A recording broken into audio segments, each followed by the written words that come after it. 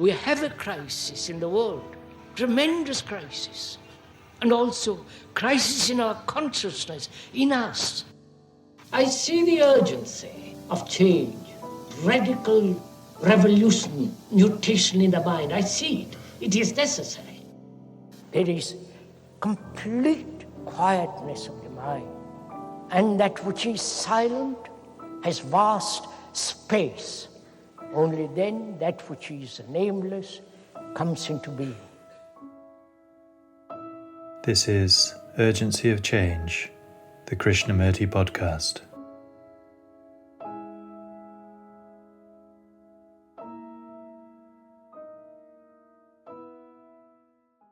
Life is serious, and it is only one who is really serious that knows how to live, not the flippant or those who are merely seeking entertainment. Hello and welcome to episode 197 of Urgency of Change. Each episode of the Krishnamurti podcast is compiled from carefully chosen extracts from the archives. The aim is to represent Krishnamurti's different approaches to many of the fundamental issues and questions we all face in our lives. This week's theme is seriousness. Upcoming themes are hurt, being and becoming, and tradition. This is a podcast from Krishnamurti Foundation Trust. Please visit our updated website at kfoundation.org, where you can find a new introduction to Krishnamurti, a growing collection of articles, a wide selection of quotes, and a new index of topics for easy access to carefully selected texts and recordings. Our online store stocks all available Krishnamurti books and ships worldwide. You can also find our regular quotes and videos on Instagram, TikTok, and Facebook at Krishnamurti Foundation Trust. If you enjoy the podcast, please leave a review or rating on Apple Podcasts, which helps our visibility. This week's episode on seriousness has 4 sections. This first extract is from Krishnamurti's second talk in London, 1966, titled, "What is it to be serious?" You see, I was considering what it is to be serious. Most of us think we are fairly serious.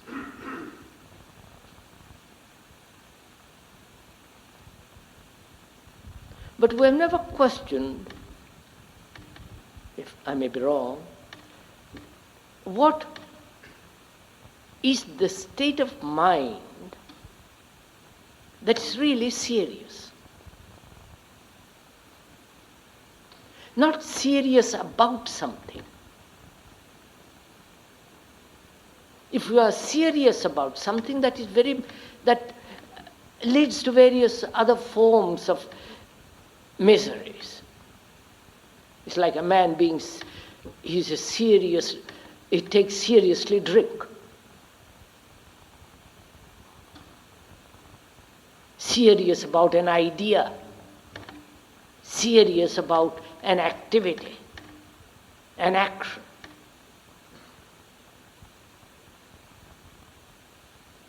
Serious about a commitment and pursuing that commitment to the very end. All these we consider serious people who have a concept, an idea, or an ideal, and pursue that logically, brutally, ruthlessly. Or with certain sense of sympathy, but still, and that we consider a serious man who does this.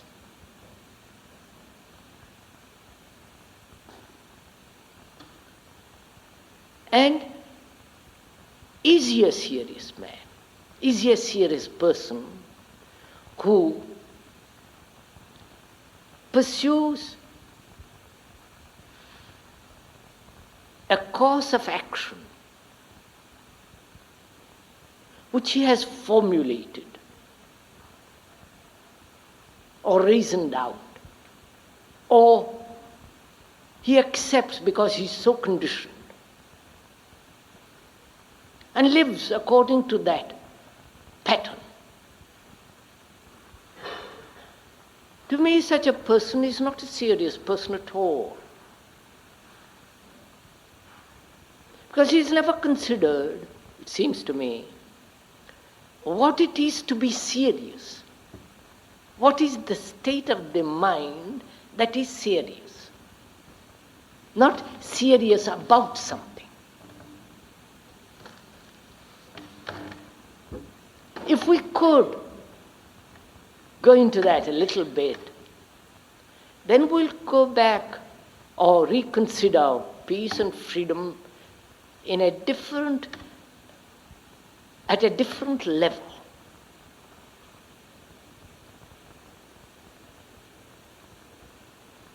So we are asking, what is the state of the mind that is really serious?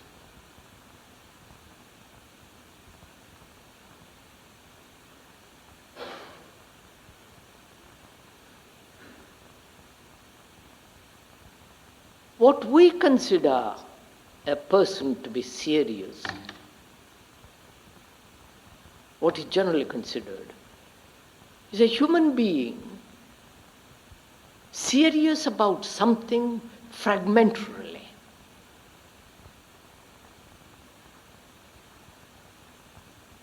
His mind works in fragments. He's very serious about painting, feels very strongly about painting, about art, music, whatever it is. And the other part of the mind is, one is not aware of it, is not even considered. His social activity, his daily responses and so on, are not important. Because he is completely committed to a certain fragment of existence.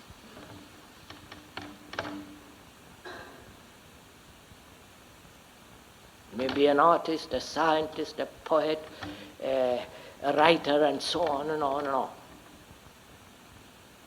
So, as long as the mind is working fragmentarily and committed to that fragment, politically or religiously, surely such fragmentary activity is not an indication of seriousness, because it contradicts the other part of existence. So, a serious person is one, it seems to me, who does not function in fragments, or a mind that does not think in fragments.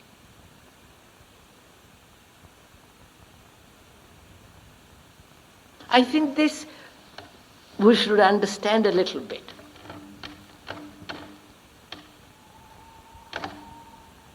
Is it possible to be so totally attentive to the whole existence of life, not just fragments, parts, to the totality of it?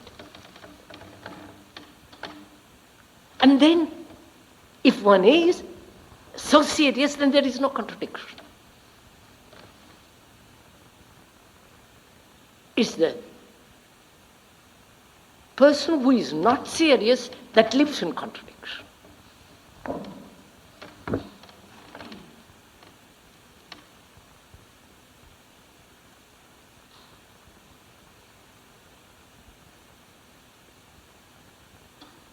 Is that fairly clear, Slogo? Please don't agree or disagree, just let's examine what is being said, or feel for yourself to what extent, to what to be aware of this fragmentary action and consider that to be serious, which is not, and to find out what a mind that is really serious, which doesn't function in fragments, but considers the whole. Surely such a mind is a serious mind, who is aware of the whole total process of life.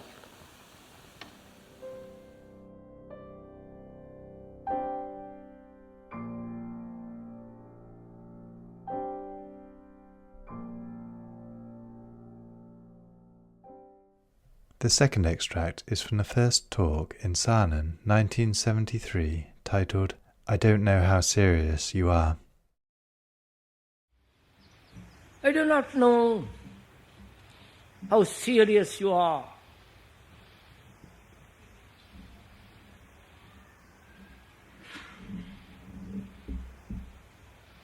Because it's only two serious minds can meet. Serious people who are concerned, not verbally or intellectually, concerned with their heart, with their mind, with their whole activity.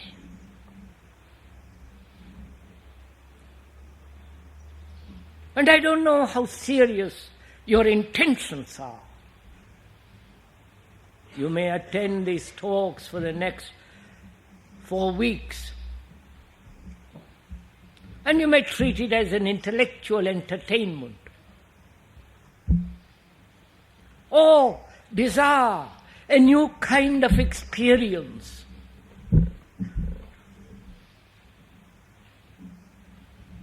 Or slightly bring about a change in one's mediocre life.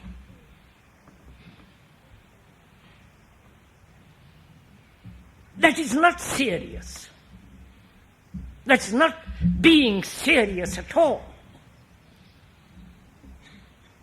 Seriousness implies that you be totally concerned with the whole problem of existence, not just one part of it, one's own personal security or one's own personal salvation. It's a vast area which we are going to deal with, the area of our whole life. Our whole life isn't merely an intellectual concept and living at an intellectual level. Our life is not only intellectual, emotional, affection, love, sex, gathering money, fear, pleasure, pain, sorrow, death. Whole of that is our life. Much more involved in it. And if we are not serious, and I do mean if we are not serious, it's not worth listening. There is a tennis going on there. Go and sit there. Or go climb the lovely hills and the mountains. Watch the rivers flowing. But if you are here for this purpose, after you have spent money taking a journey, we must spend together in seriousness. And there is great beauty in seriousness. It isn't a pain, it isn't something that you must be serious about. Life is serious. And it's only the man who is really serious knows how to live. Not the flippant, not the ones who are merely seeking entertainment. So please, Bear this in mind, if I may suggest, that we are here for a serious purpose.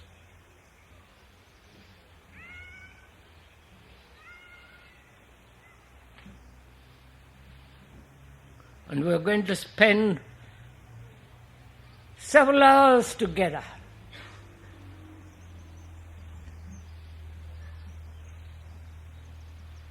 Though the speaker sits on a platform, he's sitting there only for convenience, so that you and I can see each other. He has no authority. And therefore, we can share things together. And sharing implies affection. It's only this intense demand of love that brings about transformation.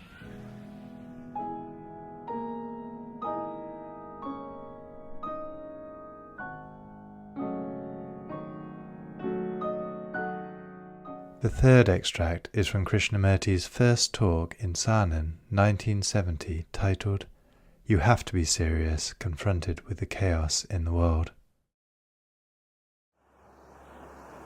In a world that is so utterly confused, violent, revolutionary, every form of revolt, and 1,000 explanations for these revolts, confusions and violence, in which there is hope. It is hoped there will be social reformation, change of bureaucracy, different set of values, different realities, and greater, wider freedom for man. This is asked in every country, under every clime. Under the banner of peace, there is violence. In the name of truth, there is exploitation, misery. There are all the starving millions in the world, suppressed under great tyrannies, in the name of great ideologies, whether those ideologies be religious or political. There is such social injustice. Different races against one another. Every form of revolt and revolution and hatred. And there is war. Conscription and the evasion of conscription, draft, and so on. There is really great confusion,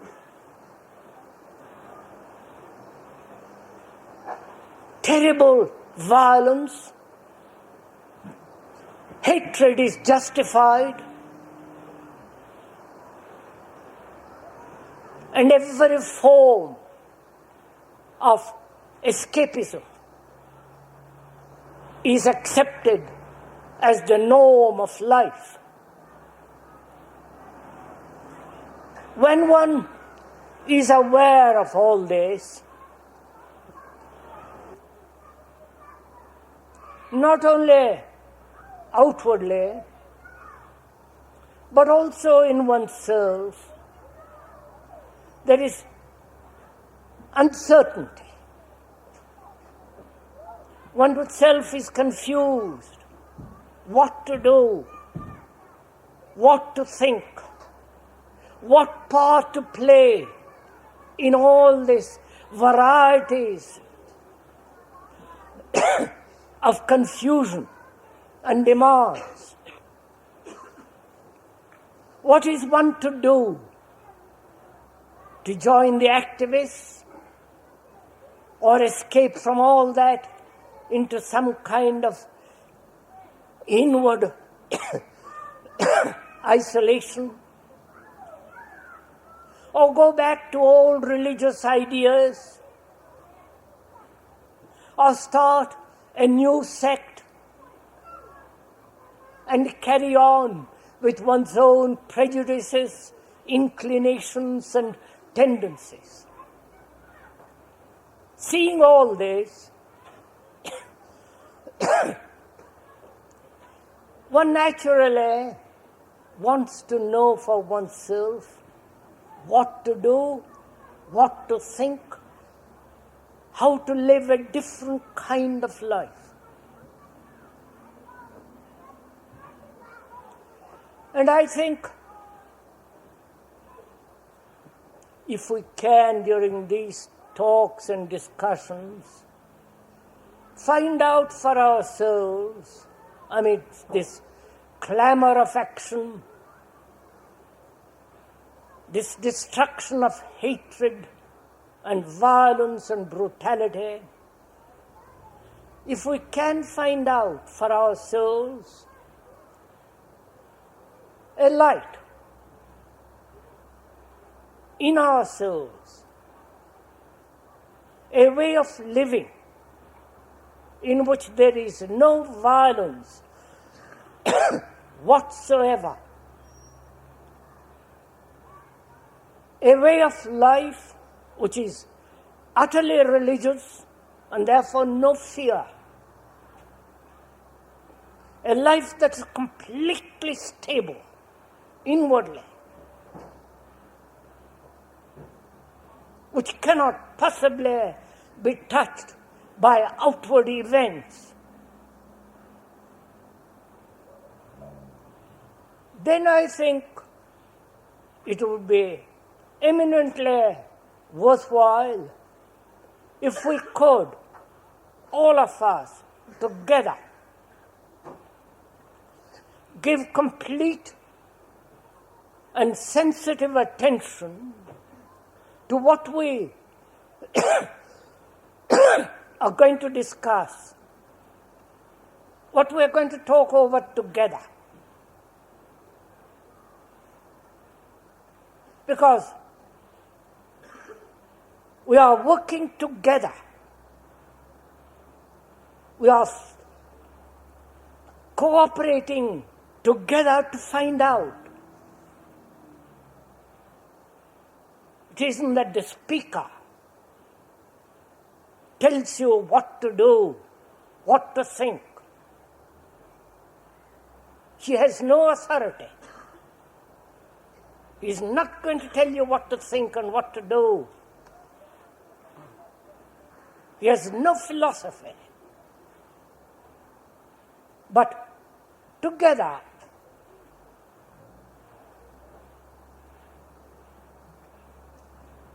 we're going to find out for ourselves, not dependent on anyone, including the speaker, find out for ourselves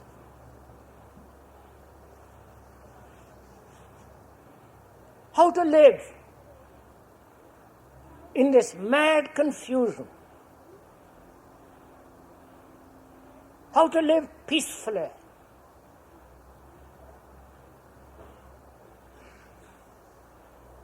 and that peace can only come about if there is a light in ourselves which can never be destroyed by another, by any environment, by any accident, by any experience.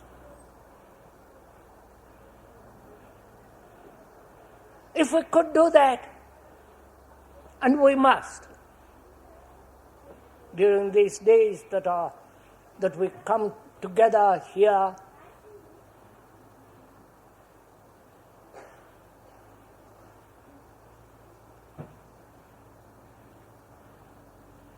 if we could quietly, patiently, with real interest and seriousness, go into this, I'm quite sure we'll be able to find out for ourselves. Only unfortunately, the difficulty is that our brain functions in the old habits, like a gramophone record, playing the same tune over and over and over again. And while that tune is going on, the noise of that music, of that habit, one is not capable of listening to anything new.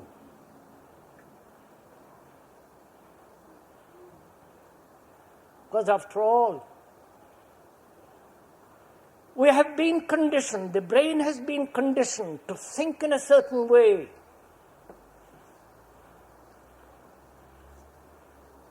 To act in a certain way, to respond according to our culture, to our background, to our tradition, to our education.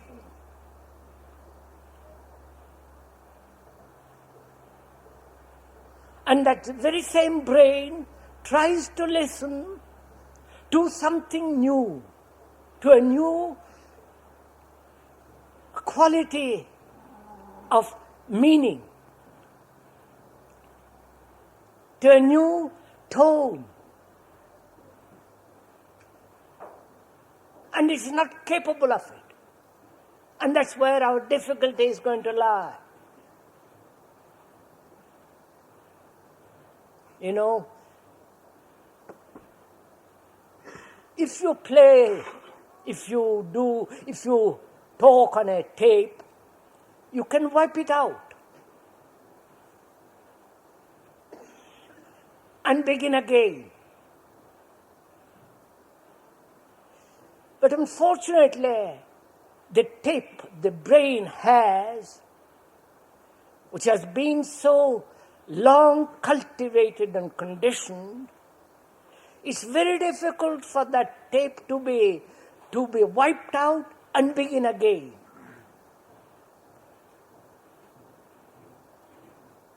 And we repeat the same pattern, the same ideas, the same physical habits over and over again. And so we never catch anything fresh, new. So,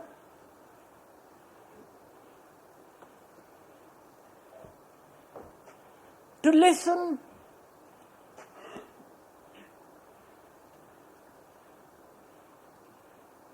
so that the brain puts aside the old tape, the old way of thinking, feeling, reacting, the innumerable habits that one has, to put all that aside. And one can do it. I assure you, you can do it if you listen.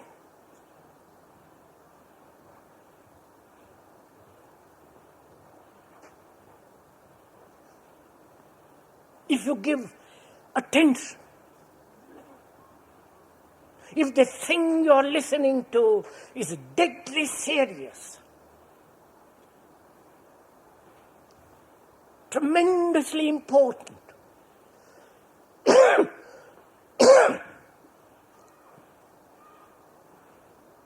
then you're bound to listen.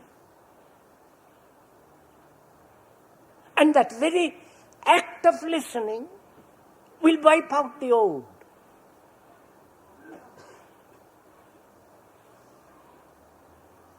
Do try it. Or rather, do it, not try it.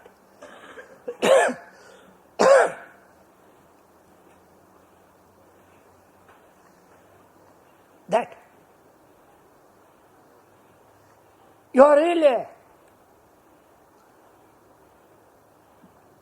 deeply interested. Otherwise, you would be here. You're taking life very seriously. Otherwise, you wouldn't take all the trouble to come and sit here with the fresh snow on the hills. Uncomfortable, away from the things that you're used to. So one assumes that you are serious.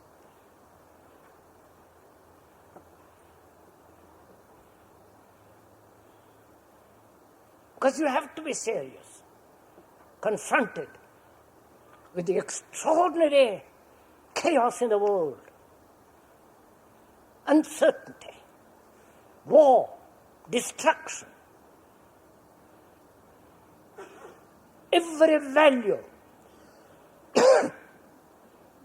has been thrown away. It's a completely permissive society. Sexually, economically, in every way. There is no morality.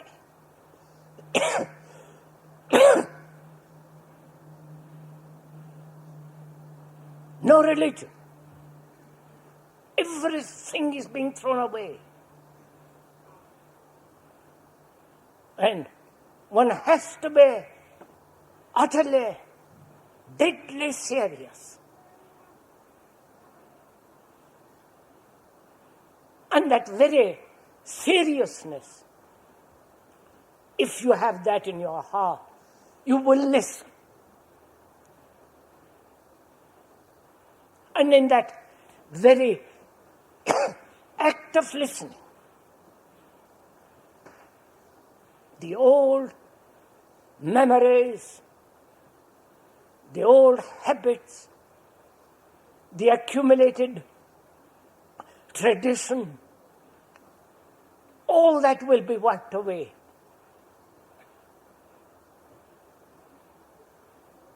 So it depends on you, not on the speaker.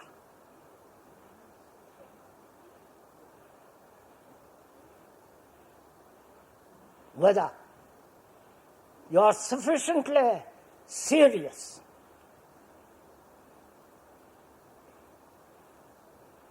to listen, to find out for yourself so completely.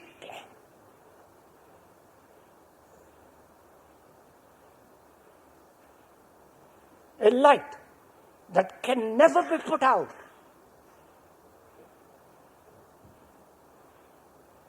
A way of living that doesn't depend on any idea,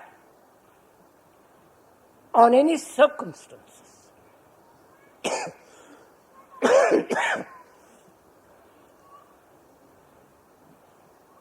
A way of life that's always fresh, new, young, vital. So if you're serious and not completely self-centered, just in that, have that quality of mind that wants to find out at any price.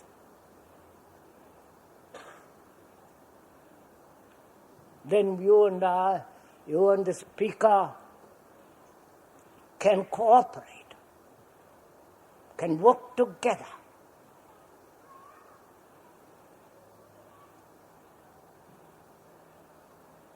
And discover or come upon this strange thing that will solve all our problems.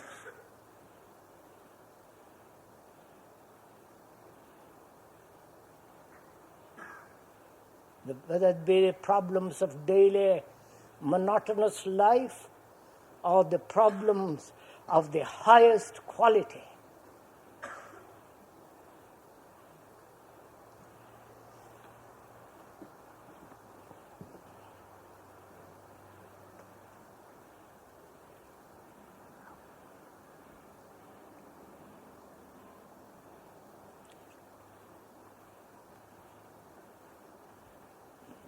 Now, how do we go about it?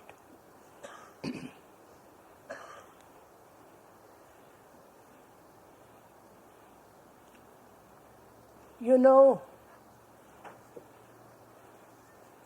I feel there is only one way. That is, through negation, to come to the positive.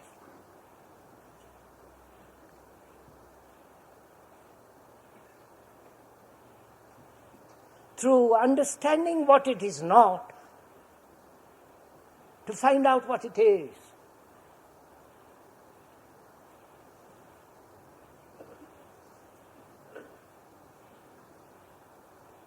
To say,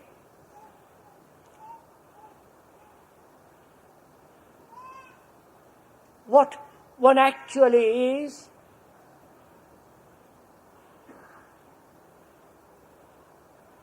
and go beyond it.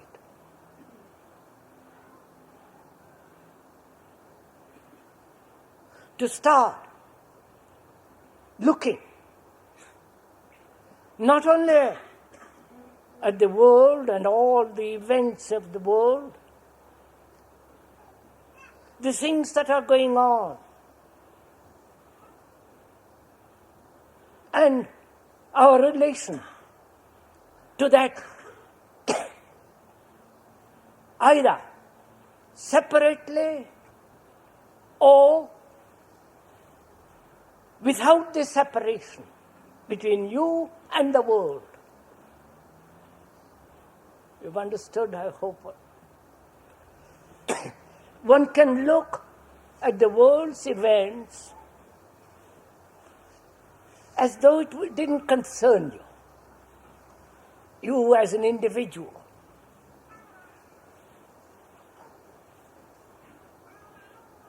Looking at all that, trying to understand it, trying to shape it, trying to do something about it. You as an individual separate from that thing, from the thing called the world, and the events that are taking place in the world. So there is a division between you and the world. You can look at it that way. You, the individual, with your experience, with your knowledge, with your particular idiosyncrasies, your prejudices, and so on.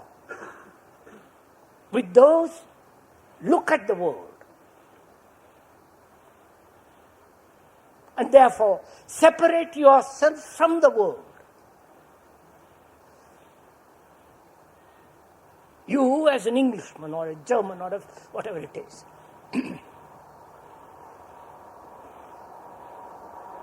And look at the world from your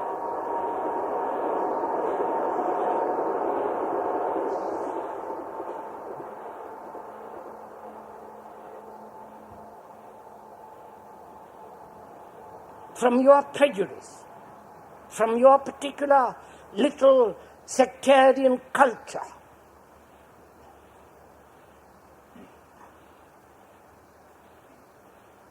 So one has to find out how you look.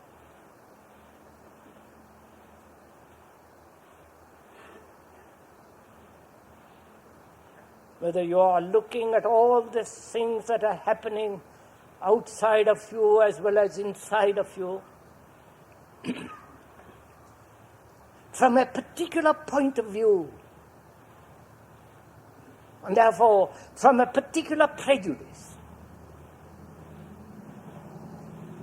from a particular belief, a conclusion. Please do this as we are talking. And so when you look at it that way, there is a separation between you and the world. and the events of the world. And therefore, when there is a division between you and the world, then you try to do something about the world.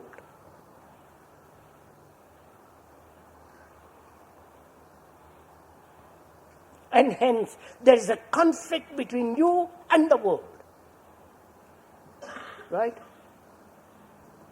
Or, you can look at this whole process of living in which there is you and the world as a unitary process, as a total movement, not a separate movement. You as the individual and the community.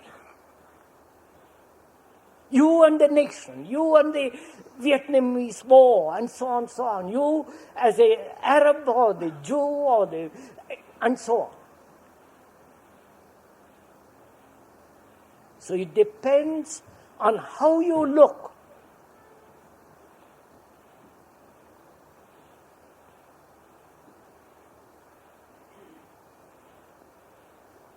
Whether you look at the world from a particular point of view, from a particular conclusion, from a particular culture,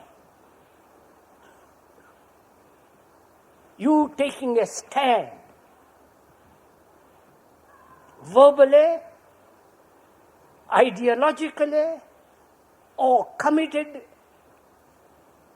to a particular action, and therefore isolate yourself from the rest. And then there's a contradiction and conflict. Either you look that way, or you look at this whole phenomenon, the whole phenomenon, as a living, moving process,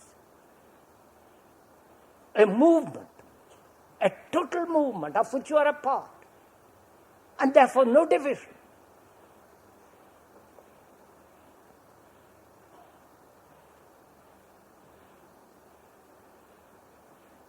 Because you are, after all, the society. What you are is the result of the culture, the society, the religion, the education, the climate, the food, the propaganda. That's what you are.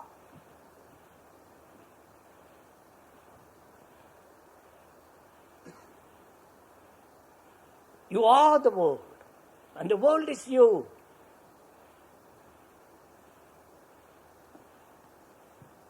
And to see the totality of this,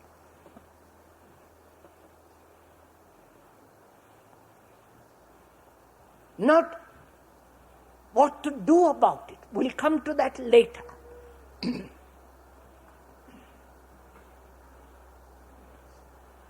To have this feeling of the whole of mankind, not as a Hebrew or a Hindu or some, I won't use strong language.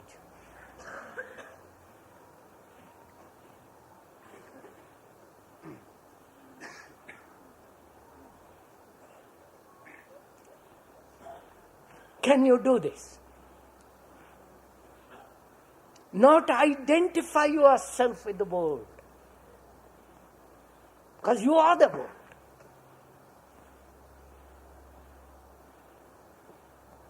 You are the war is the result of you. The violence, the prejudices, the division, the appalling brutality that's going on is part of you.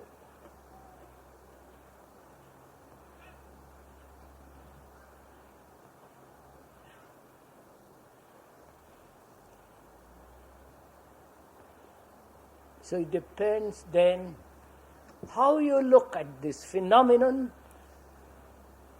that is going on, both within and without,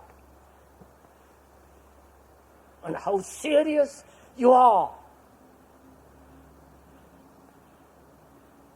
If you are really serious, Then you will listen and the old momentum comes to an end.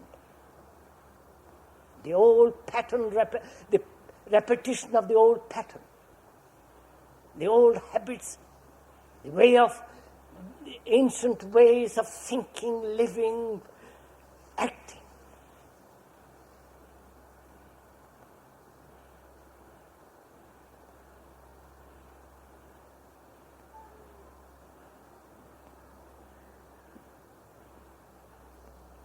So we come back to the question whether you are really serious, not with a long face and without a smile and laughter, but inwardly really serious to find out. Find out a way of life in which all this turmoil, this misery, this sorrow doesn't exist.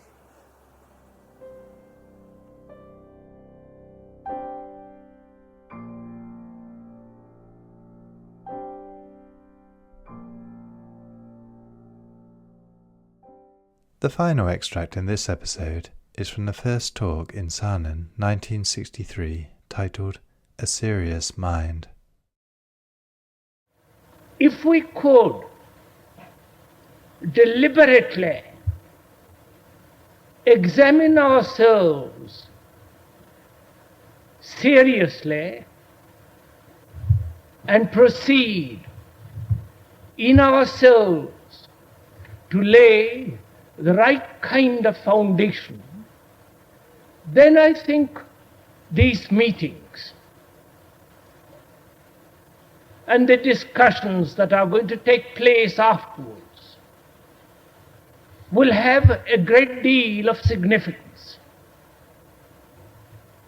I mean by that word serious something quite different. And I would like, if I may, explain and go into that word and the meaning of that word. Most of us think we are serious. That is, given, otherwise you wouldn't be here. You have spent a lot of money, energy, time, and unpleasantness of travels to come here.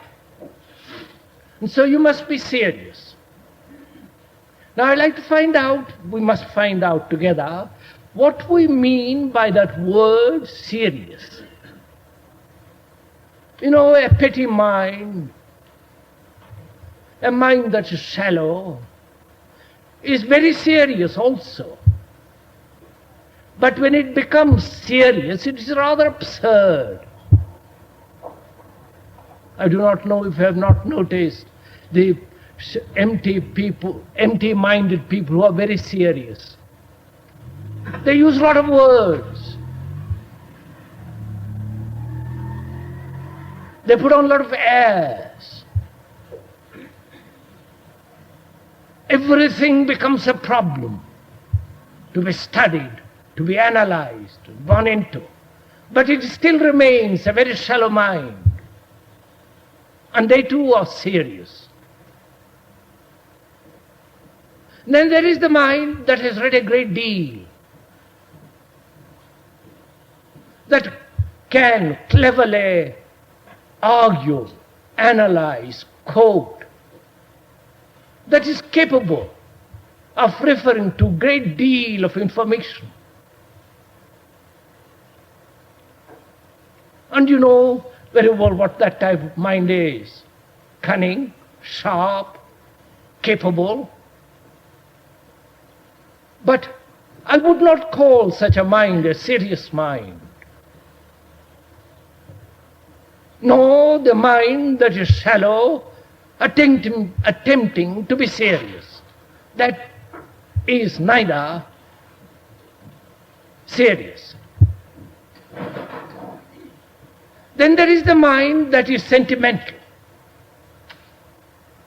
emotional, eager to be stirred into some kind of sentiment, which it calls devotion. But that mind too is not serious mind. I mean by a serious mind, a mind that is deeply religious.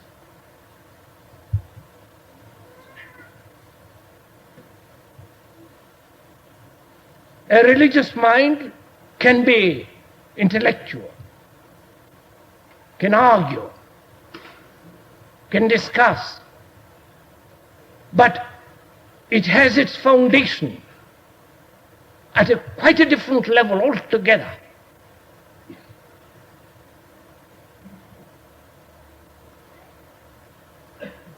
And a religious mind is not a mind that belongs to any society, any group, to any particular organized religion. Those are not serious people at all. Though they may become monks and nuns and go to church every day, 3 times a day, or whatever they do. Those are not serious people at all.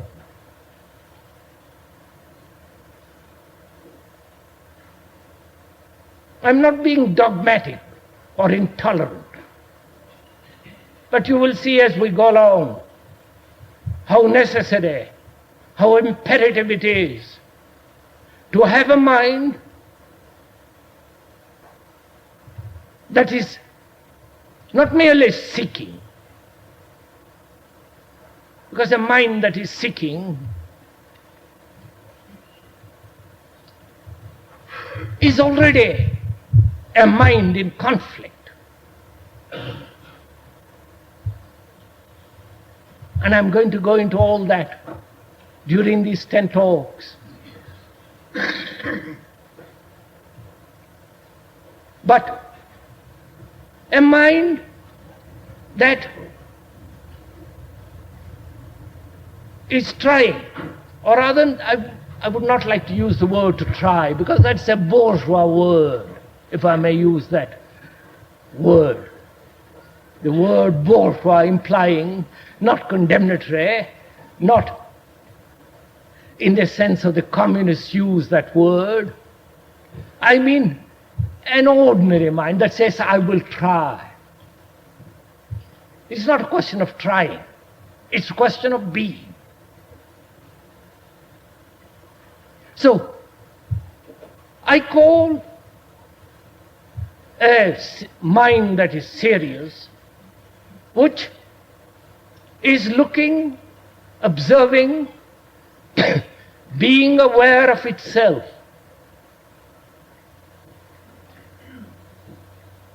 Watching its own gestures, words, the way it talks, the way it walks. Being aware of the things about itself, the environment, the influences, the pressures, the strains, the culture in which it has been brought up, and all its conditioning. Being so totally aware, I call such a mind a serious mind. And such a mind alone can deliberately consider, give its energy to discover something more than the things that have been put together by man, which he calls God.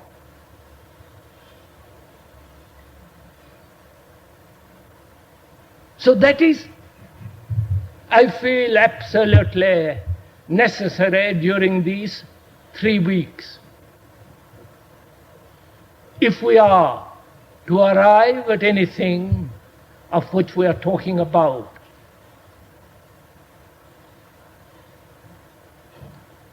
Because most of us think we are serious.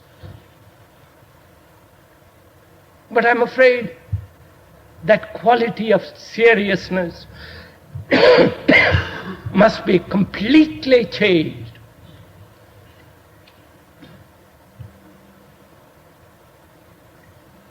In the sense I am using that word serious, we are not.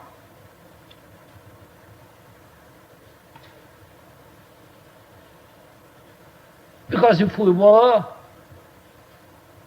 many of you who have heard me, fortunately or unfortunately, for the last 40 years, would be completely transformed.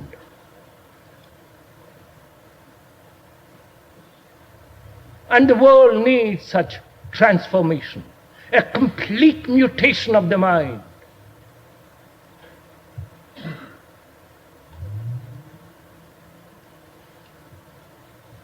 And the mutation cannot take place by any deliberate process, by a series of cunning theological or practical ideas.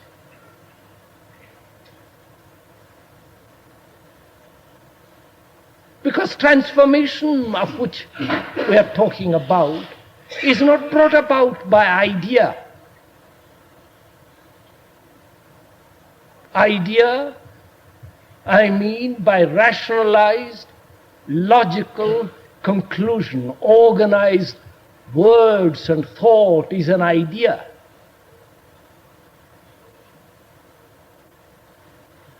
However much one may organize thought and act upon that thought, the mutation cannot take place.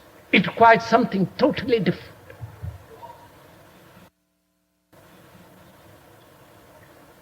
A completely different quality.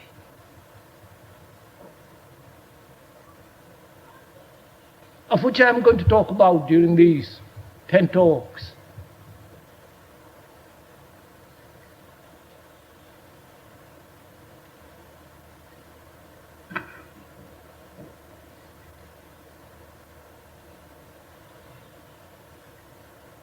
So, that is one of the principal questions which one has to put to oneself. How far and to what depth can our mind penetrate into itself? That is the quality of seriousness.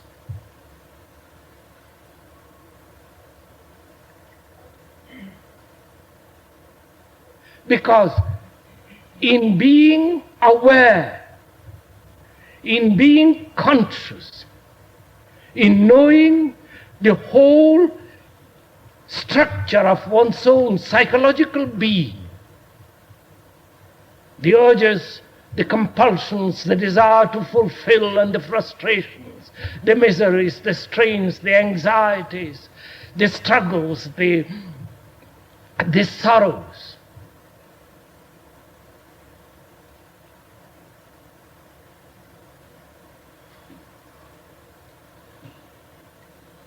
And the innumerable problems that we have. The mind that has problems is not a serious mind at all.